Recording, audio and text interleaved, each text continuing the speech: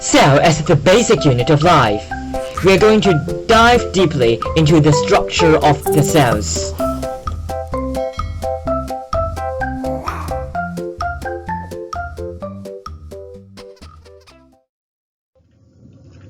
You might be asking, what is a cell? Cell is the basic unit of life. From the cell theory, all of the organisms are made up of one or more cells. There are unicellular organisms, which means there are only one cell in that organism, or multicellular organisms. That means there are multiple number of cells inside that organism. For unicellular organisms, there are three types mainly, including protists, bacteria, and yeast. For protists, they include amoeba, paramecium. There are some examples of protists. While bacteria, please note that it is not a kind of viruses. While multicellular organisms, like animals and plants, like you, are actually multicellular organism. Now, please note that viruses are not cells because there are no metabolism outside the host and have different structures. To learn more, the structure of the viruses include the protein coats and the deoxyribonucleic acid. From the cell theory, the second point is that the cell is the basic unit of life, a smallest unit that shows all the characteristics of life. All cells come from pre-existing cells, zygote. We are going to have a grand tour inside this cell. This is an animal cell, but later on we are also going to cover some of the things inside a plant cell.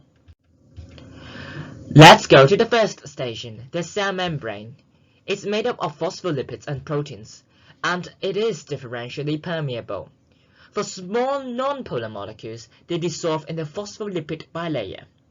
For small polar molecules and small ions, they actually are transported by the channel proteins or the carrier proteins, because they cannot go through the phospholipid bilayer. Now, for other parts, which are the large molecules, cannot go through the cell membrane. It's kind of acting like a security guard of the cell, so bad guys like the large molecules can't go into the cell. And the small polar molecules and small ions can only go through by the channel proteins or carrier proteins. Hopefully, our buzz is welcomed by the cell membrane and we can go in and have a deep look inside the cell. Let's go to station 2, cytoplasm. It's a jelly-like fluid and it holds many organelles. It's a chemical reaction site and it allows the movement and transport of materials inside the cell. Station 3, Nucleus. Hi, I'm the headquarters of the cell. I'm bounded by a double membrane called the nuclear membrane. The pores inside the nuclear membrane allow the exchange of materials between me and the cytoplasm. Nucleus contains deoxyribonucleic acid, which contains the genetic information in order to control the activities of the cell. There are chromosomes, nucleolus, nucleoplasm, and nuclear membrane that are made up of nucleus. Next station, Mitochondria. If you have watched the video of the introduction of biology, you should have probably heard what mitochondria are, the other side of respiration. The chemical energy will be converted into adenosine triphosphate, which is ATP, a form of energy that our cells can directly use. Mitochondria are abundant in cells that use a lot of energy.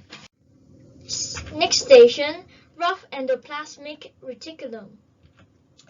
They are actually interconnected membrane-bounded cells, and it's kind of the extension of the nuclear membrane, and ribosomes are actually attached, and it's involved in the synthesis of proteins.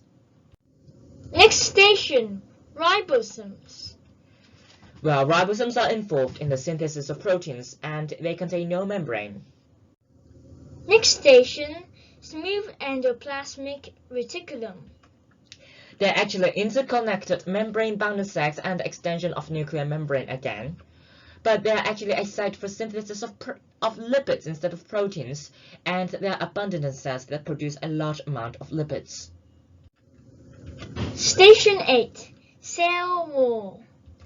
They are present in all plant cells. They are made up of cellulose, and they are fully permeable, meaning that all of the substances can pass through the cell wall, and they protect, gives shape, and support the plant cell. Station 9. Chloroplast. Chloroplasts are surrounded by a double membrane, and the chlorophyll, which is a green pigment inside chloroplast, converts the light energy to chemical energy that our cells can use, and this process is called the photosynthesis, and we're going to discuss it later. And there are actually starch grains that are present in chloroplast. Next station. Vacuole. When vacuole is full of water, the plant cells will become turgid, and this provides support to the plant. Actually, there are two types of cells. They include prokaryotes. Pro rhymes with no, so there will be no nucleus, while eukaryotes rhymes with true, so it has a true nucleus. Well, what do I mean by true nucleus is that the nucleus is surrounded by a double membrane, right? So a true nucleus means that a nucleus that is surrounded by a double membrane. Prokaryotic cell, pro is actually rhyming with no, so it means that there are no nucleus, while eukaryotic cell is rhyming with true nucleus, meaning that it has a true nucleus. So you might be asking, so a nucleus is a place where we can put our DNA, so where will be the DNA in the prokaryotic cell that doesn't have a nucleus? In fact, it's just lying free in the cytoplasm, while for eukaryotic cell, the DNA will be lying in the nucleus. So it's kind of very proud for eukaryotic cell. They have a DNA to have a nucleus for the DNA to put it in. For membrane-bounded organelles, there are no membrane-bounded organelles for prokaryotic cell because it is no membrane-bounded cells organelles. So for membrane-bounded organelles, there are no. What are membrane-bounded organelles? We have actually talked about it before. For example, nucleus is one type of membrane-bounded organelles. We have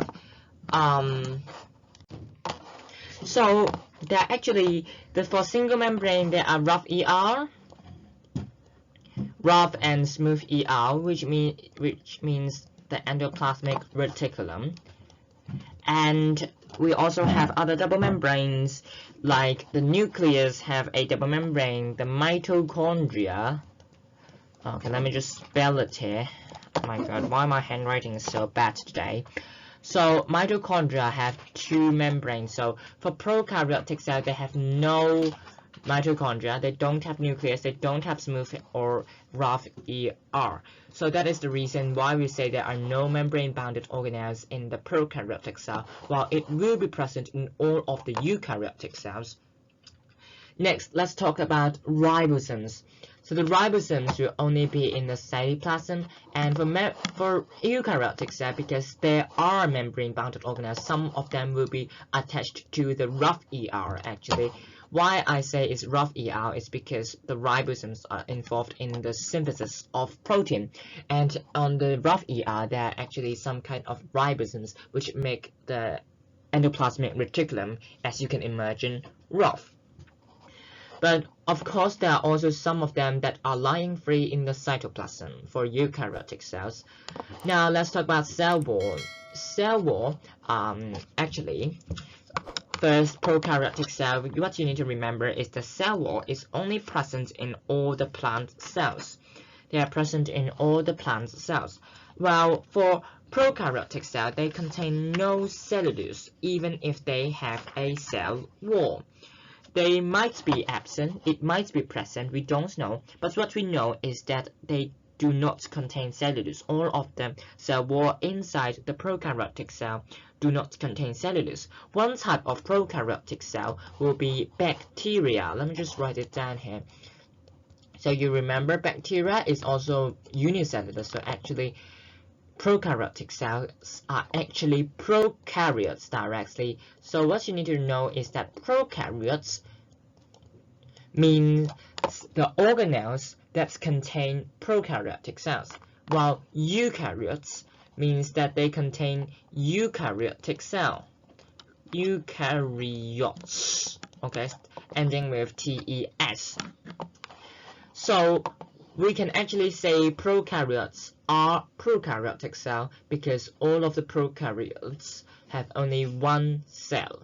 They are unicellular organisms. So that means the entire prokaryote is also a cell, which is the prokaryotic cell. So actually, there are some different organelles in a cell. So we have organelles. Let me just write it down here. Organelles. So in these kind of organelles, maybe like nucleus, okay, nucleus, the cytoplasm. Oh no, cytoplasm is not an organelle. For example, rough ER is an organelle. Rough ER is an organelle. Actually, ribosomes are also organelles. Okay, all of these are organelles. So inside a cell, there are organelles and different structure. Now, pay attention, that's a cell membrane, cytoplasm. They are not organelles because they are just a part of the cell. They are just the structure of the cell. They are not an organelle that do the things and contribute to the body too much. They are just contributing to the cell while the functions inside the cell. So we actually have the level of body organization. We have a cell, and the cell contains a lot of organelles, and afterwards a lot of cells. So if I have a cell here, I have another cell here, and I have another cell here. There are a lot of cells, and they will be forming a tissue. Now, don't think that it's tissue paper. No, no, no, no, no. Not tissue paper. Tissue paper is the things that you put on your nose when you sneeze. But this one is a tissue. That means the cells made up of hundreds, thousands of cells. It might be, or might be a little bit of cells. Afterwards, it will be organs. Now, organs. What do I mean by organ? Is mean that when there are a lot of tissues. Okay, I have a lot of tissues here, and they will form an organ. And same thing happen when there are a lot of organs. They will form a system. And a system, for example, a digestive system. Okay, they are a type of system. Okay. So afterwards, it will be an organism, for example, human beings, or maybe plants, okay, or maybe animals like dogs. All right. So this will be the level of body organization, and if we continue, we might say the environment, or you can say the ecosystem directly. And we would like a big thank you for the following people for contributing to the photos and pictures for use in this PowerPoint presentation.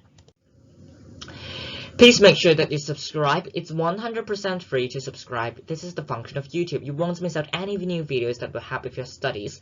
And you can experience a step-by-step lecture carefully designed. And subscribe to make sure the mysterious cat on the right won't find you. Have you subscribed?